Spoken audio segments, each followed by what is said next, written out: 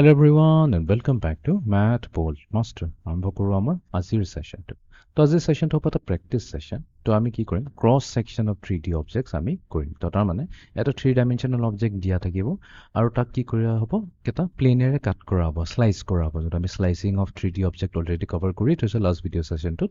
তো আমাক সুধিব যে সেই ক্ৰছ সেকশন কৰিম মানে যোনটো আমি যেতিয়া কাট কৰোঁতে এটা ক্ৰছ সেকশনাল এৰিয়া এটা হয়। তো সেই এৰিয়াটো কেনেকৈ হ'ব সেইটো আমি ওলাব লাগিব। তো লেট আছ বিগিন।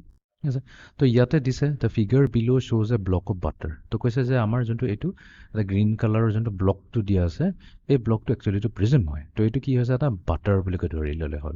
এতিয়া which shape does the intersection of the vertical plane with the block of the butter look like. এতিয়া এই যোনটো প্লেন হৈছে এইটো একচুৱেলি এনেকুৱাকৈ ভাবি ল'লেই হ'ল এইটো যেন এটা ডাঙৰ এটা কটাৰী এটা বা ডাঙৰ এটা চুৰি এখনৰ এটা পাৰ্ট হয়। এতিয়া আমি এইটো বাটাৰটো কাটিম। এতিয়া বাটাৰটো কাটিলে এতিয়া কি ধৰণৰ শ্বেপ এটা অলপ যিহেতু এইটো এটা কি হয় স্কুৱেৰ প্ৰিজম হয়। তো তাৰমানে কি আমি য'তেই কাট মাৰোঁ এটা স্কুৱেৰ এটাই আহিব লাগে। তো ইয়াতে অপশ্যনটো চাওঁ ন স্কুৱেৰ আছে না য়েছ ইয়াতে অপশ্যন এ যদি দিয়াই আছে যোনটো হৈছে এটা স্কুৱেৰ। তো ডেফিনেটলি এইটো এটা স্কুৱেৰ ফৰ্ম হ'ব। অ'কে এতিয়া আমি যাওঁ নেক্সট কুৱেশ্যনটোলৈ। কুৱেশ্যন নম্বৰ 2ত কৈছে ভাৰ্টিকেল স্লাইচ থ্ৰু এ 3 dimensional solid produces 2 dimensional shape. সেইটোতো সঁচা কথা। যদি আমাক এটা 3 ডাইমেনশ্যনেল ছলিড এটা দিছে আৰু তাৰ সেই ছলিডটোক যদি আমি ভাৰ্টিকেলি স্লাইচ কৰোঁ ভাৰ্টিকেলি কাটো তেনেহ'লে আমি কি পাম এটা 2 ডাইমেনশ্যনেল শ্বেপ পাম।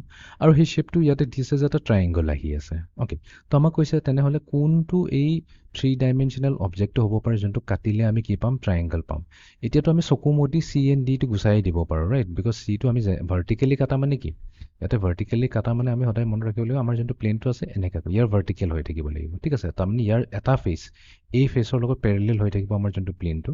তো এইটোৱে যদি ইয়াক কাটে তো ডেফিনেটলি ইটো এটা স্কুৱেৰ দিব আৰু ই দিব এটা ৰেক্টেংগল। চি এন ডিটো হ'বই নোৱাৰে আমাকতো ট্ৰায়েংগল লাগে।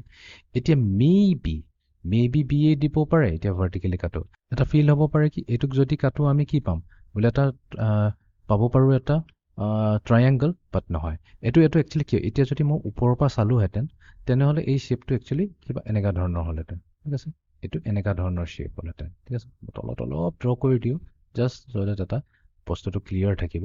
এতিয়া আমি কি কৰিম ইয়াক ভাৰ্টিকেলি কাট কৰিম। ভাৰ্টিকেলি কাট কৰা মানে কি এই যোনটো আমাৰ এটা ফেচ আছে যিকোনো এটা ফেচ ল'লে হ'ল সেইটো ফেচৰ পেৰেলেলত থাকিব আমাৰ প্লেনটো ঠিক আছে। তো তাৰমানে এই ফেচটো যদি চাওঁ তো ইয়াৰ পেৰেলেলত এইটো থাকিব ঠিক আছে।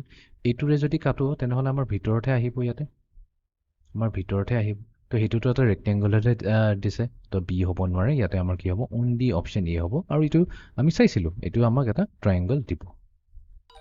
অ'কে এতিয়া আমি যাওঁ নেক্সট কুৱেশ্যনটোলৈ। তো ইয়াতে কৈছে দ্য ফিগাৰ বিলো শ্ব'জ এ ৰাইট প্ৰিজম উইথ বেছ 2x2 square and with height is 4। তো ইয়াতে আমাক এটা প্ৰিজম দিছে। তো ইয়াৰ যোনটো বেছ হৈছে সেইটো হৈছে 2 ইউনিট বাই 2 ইউনিট। তো ডেফিনেটলি এইটো এটা স্কুৱেৰ হয়। তো এইটো মানে কি হৈছে এটা স্কুৱেৰ প্ৰিজম হয়। আৰু ইয়াৰ কৈছে ইয়াৰ যোনটো হাইট হয় এই টোটেল হাইটটো যোনটো হ'ব সেইটো হৈছে 4 ইউনিট। এতিয়া কৈছে figure not to scale exactly scale কৰি পেলাই এইটো ড্ৰ কৰা নাই।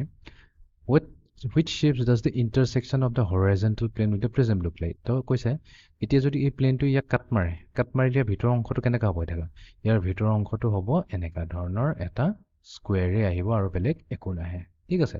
তো এইটো আমি অলৰেডি চাই থৈছোঁ। তো এইটো আমাক ডেফিনেটলি দিব অপশ্যন চি আ স্কুৱেৰ। অ'কে এতিয়া আমি যাওঁ last কুৱেশ্যনটো। A vertical slice through a 3 dimensional solid produces 2 dimensional shape ঠিক আছে। তো এটা 3D অবজেক্ট এটাকে যদি ভাৰ্টিকেলি কাটো তেনেহ'লে এটা ৰেক্টেংগল পায় তেনেহ'লে কোনটো হ'ব পাৰে ইয়াতে কোনকেইটা আমি ৰিজেক্ট কৰিব পাৰিম ডিটোতো আমি কৰি থৈছোঁ এইটোতো আমাৰ কি দিছিলে এটা ৰেক্টেংগল দিছে ট্ৰায়েংগল দিছিলে চিটোও দিব নোৱাৰে। দেন আমাৰ ইয়াতে এটো নাহে ইয়াতে ডেফিনেটলি আহিব অপশ্যন বি বিকজ এইটো আমি ভাৰ্টিকেলি যদি কাট মাৰোঁ ঠিক আছে। ভাৰ্টিকেলি কাট মাৰিলে কি আহিব এইখিনিতো এটা ভিতৰত এটা ৰেক্টেংগল আহিব। মই অলপ ভালকৈ আঁকি দিওঁ বস্তুটো নহ'লে দেখাত বস্তুটো ক্লিন নহ'ব। তো এইটো আহিব আমাৰ ইয়াতে এনেকুৱাকৈ এটা ধুনীয়াকৈ এটা ক্ৰছ ছেকশ্যনেল এৰিয়া যোনটো আহিব সেইটো এটা ৰেক্টেংগল আহিব। তো অপশ্যন বি হৈ যাব আমাৰ ইয়াতে কাৰেক্ট অপশ্যন। অ'কে তো এইটো আছিলে আমাৰ আজিৰ ছেশ্যনটো য'ত আমি ডিছকাছ কৰিলোঁ আমাৰ স্লাইচিং। তো আমি যদি আমাক 3D অবজেক্ট দিয়া থাকে সেইটোক যদি আমি কাটি দিওঁ ভাৰ্টিকেলি বা হৰিজেণ্টেল তাৰ ক্ৰছ ছেকশ্যনেল এৰিয়াটো কি হ'ব সেইটোৰ ওপৰত আমি ষ্টাডি কৰিলোঁ। তো এইটো আছিলে আমাৰ আজিৰ প্ৰেক্টিছ ছেশ্যনটো। So in the next session thank U.